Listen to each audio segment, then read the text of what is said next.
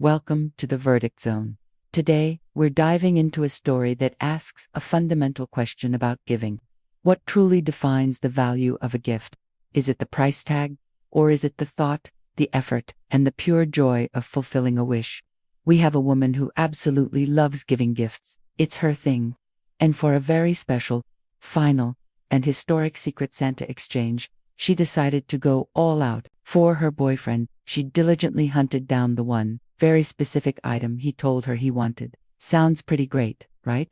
Well, a coworker didn't think so. When she heard about the price difference between the two gifts, she declared it a relationship crime. She accused our gift giver of prioritizing a complete stranger over her own partner. So, who's right here?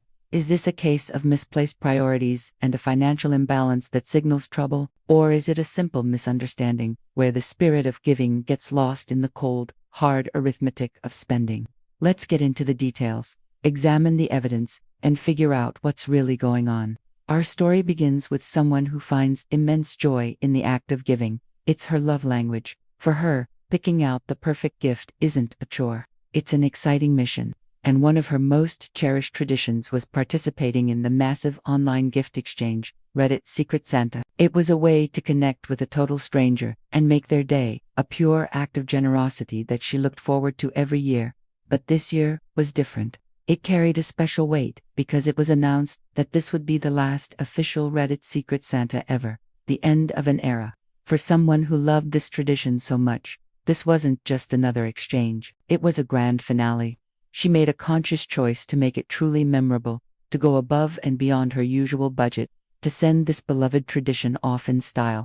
She wanted to create one last, amazing experience for a random person out there. And she succeeded. She put together an incredible package, sent it off, and her giftee was absolutely thrilled. It was a perfect, heartwarming conclusion to something she deeply cared about. Now, let's talk about her boyfriend. Their relationship is built on clear communication and mutual understanding, especially when it comes to gifts. They don't play guessing games. They have shared lists and make direct requests. It's a practical, no-stress system that works for them. For Christmas, her boyfriend had one, and only one, thing on his list, a very specific sports jersey. He was clear. This is what I want. So, her mission was set. But it wasn't as simple as clicking add to cart. The jersey was sold out everywhere. She had to become a detective, scouring the internet, setting up stock alerts, and finally, after a lot of effort, she managed to track one down. She bought it, wrapped it up, and knew he would be happy because it was exactly what he asked for. The gift represented listening, effort, and fulfilling his stated desire. The conflict didn't come from her boyfriend. It came from the outside, in the form of a casual office conversation. She was chatting with a coworker, sharing the stories of her two very different Christmas gifts, the big blowout gift for her final Secret Santa and the very specific sought-after jersey for her boyfriend. When the coworker heard about the price difference, she was shocked. Her face dropped. "Wait," she said. "You spent more on a complete stranger than on your own boyfriend." The accusation hung in the air. You prioritized a stranger. The coworker was adamant. She believed that when people say they only want one specific thing, they don't really mean it. She argued that you should always spend more, get them extra things, and that the monetary value directly reflects the level of love. Suddenly, a seed of doubt was planted. Our gift giver, who had felt confident and happy in her choices, started to question everything. Did she mess up? By giving her boyfriend exactly what he wanted? Had she somehow failed him? Did the lower price tag, despite the effort and the fact it was his perfect gift, mean she loved him less? The coworker's judgment turned a joyful situation into a source of anxiety. She was left wondering if she had committed a serious relationship foul, without even realizing it. All right, let's unwrap this conflict. There are a few key things to consider here. First, context is king. Does the fact that this was the last Secret Santa ever justify a splurge that would unhappen in a normal year? For her, this wasn't just a gift to a stranger. It was a tribute to a community and a tradition she loved. It was a one-time celebratory act. It's almost like a charitable donation, but with a personal touch. Treating it as a standard gift exchange might miss the point entirely. It occupied a completely different category in her mind. Second, let's talk about listening versus overspending. What's a better sign of love? Meticulously tracking down the one thing your partner explicitly said they want, or ignoring that wish to spend more money on things they never asked for. The coworker's philosophy seems to be that more money always equals more love, but that can lead to getting gifts you don't actually want, just because they were expensive.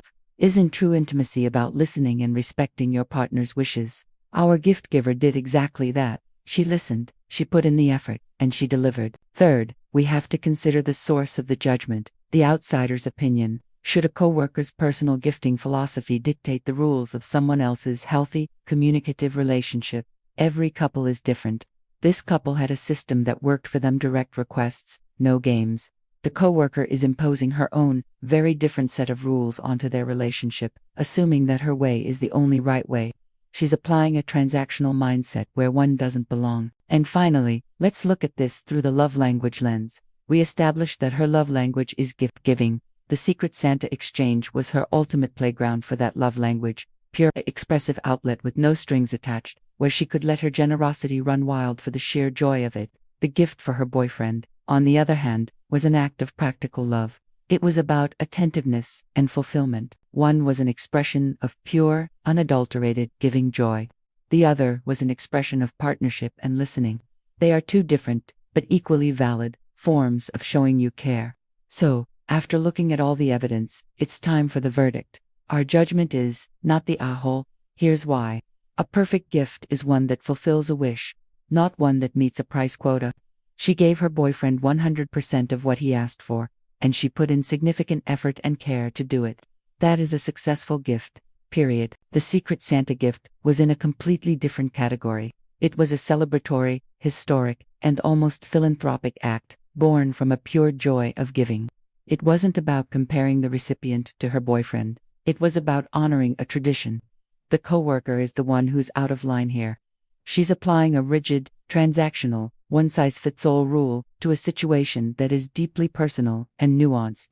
She confused the price of the gifts with the value of the relationships. The truest generosity is giving someone what they actually want, not what you think they should have based on a receipt. But what do you think?